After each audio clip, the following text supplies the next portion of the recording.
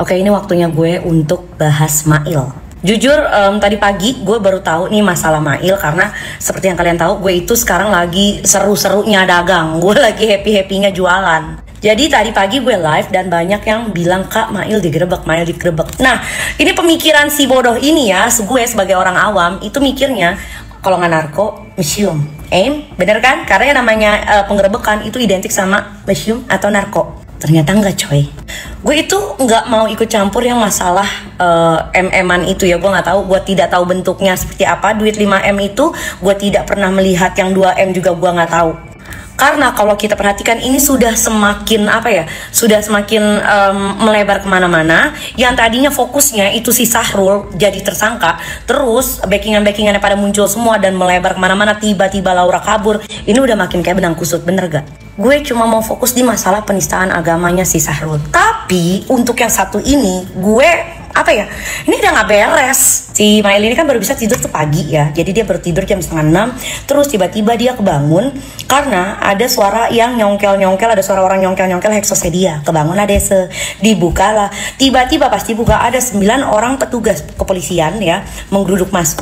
Di uniknya lagi ya, Mail ini kasusnya sudah naik penyidikan, tapi Mail sebagai saksi terlapor, dia tidak pernah mendapatkan surat panggilan pemeriksaan pertama, kedua nggak ada.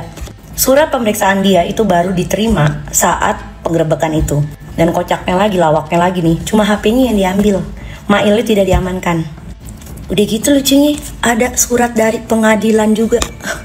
Jujur, gue jadi mempertanyakan, ada apa nih hukum kita nih, hukum Indonesia tuh gimana nih? Apalagi kubu pelapor ya, kubu pelapor itu udah koar-koar seakan-akan sudah ada koordinasi dengan pihak kepolisian. Dengan dugaan ada koordinasi dari pihak kubu pelapor dengan kepolisian, saya jadi mempertanyakan kredibilitas polisi Indonesia itu seperti apa. Maaf, tapi ini hukum kayaknya cuma jadi bahan ancaman gitu loh. Jadi kehilangan taring, jujur ya, jadi kayak kehilangan taring. Ini jadi makin makin menguatkan bahwa hukum di Indonesia itu bisa dibeli. Kalau misalnya lu bisa beli hukum atau lu bisa mengatur hukum dengan uang yang banyak itu, nggak usah keluar-keluar. Kasian kan, kepolisian jadi makin jelek nilainya di mata kita. Sekali lagi, saya tidak mengomentari masalah miliaran-miliaran itu, saya tidak tahu apa-apa soal itu. Tapi di sini saya hanya mempertanyakan, gimana sih nih Pak hukum di Indonesia? Terkait berita yang sudah ada di sosial media, saya cuma mau bilang, kemarin polisi datang ke kosan saya itu bukan menggerebek saya, tapi nyongkel heksos saya dan matiin sikring saya. Saya juga bingung, saya bukan narkoba, saya bukan gembong, saya bukan maling, saya bukan teroris, saya bukan apapun itu. Tiba-tiba datang 9 orang, yang dimana saya masih tidur jam 9 pagi. Jam 9 pagi, terus saya bingung, tiba-tiba udah ada penyitaan barang seperti handphone saya, karena saya bingung, saya belum dapat laporan panggilan pertama, panggilan kedua, panggilan ketiga, itu tidak ada. Tiba-tiba udah ada 9 orang untuk menyita.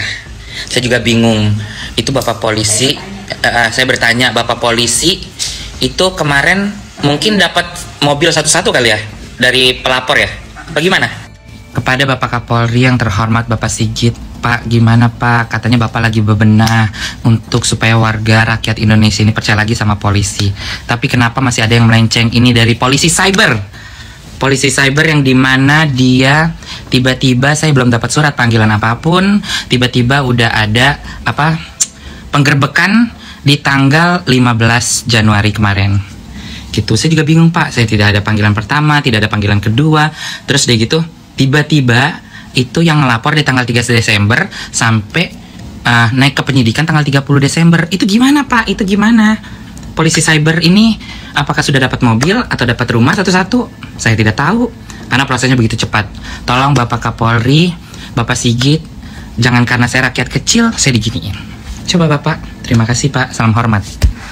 Dan yang saya bingung lagi adalah saya dilaporkan itu tanggal 3 Desember, terus kasusnya udah naik ke penyelidikan itu tanggal 30 Desember.